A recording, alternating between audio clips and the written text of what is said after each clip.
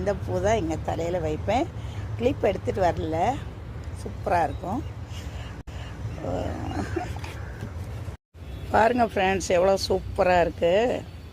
எனக்கு பறிக்கவே மனசு இல்லை, என்னாலும் விட்டு வச்சுருந்தா உதிர்ந்து தான் போகும்.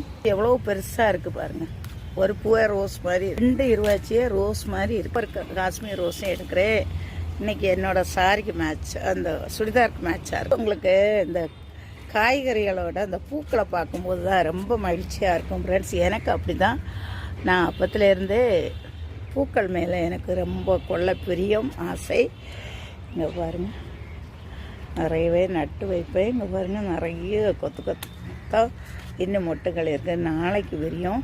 இங்கே பாருங்கள், ஒரே செடியில் அப்படியே செம்பருத்தி பூவை எடுத்துகிட்டு அடுக்கு செம்பருத்தி, இந்த ஒற்றை செம்பருத்தி 2 செடி இருக்குது எனக்கு.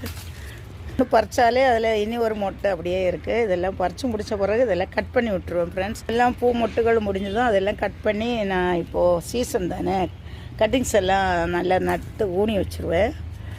புதிய துளிர் வந்தோடனே மாற்றி நடலாம். இருக்குது பாருங்கள். இப்போ பாருங்கள் ஃப்ரெண்ட்ஸ், இவ்வளவு நேற்றுக்கு இவ்வளோக்கு எடுத்தேன். நேற்றுக்குள்ள வீடியோ உங்களுக்கு கொடுக்கல, முந்தின நாள் வீடியோ தான் உங்களுக்கு கொடுத்துருந்தேன். பாருங்கள், டெய்லி இவ்வளோ பூக்கள் பூக்குது. பெரிய ஒரு நர்சரி கார்டனில் எவ்வளோ பூக்குமோ அதே மாதிரி பூத்துட்ருக்கு. இந்த பூவை நான் இன்றைக்கி தலையில் வைக்க போகிறேன். சூப்பராக இருக்குது, எவ்வளோ சூப்பராக பூக்க, கலர் கலராக பூக்க. இன்றைக்கி செம ஹாப்பி.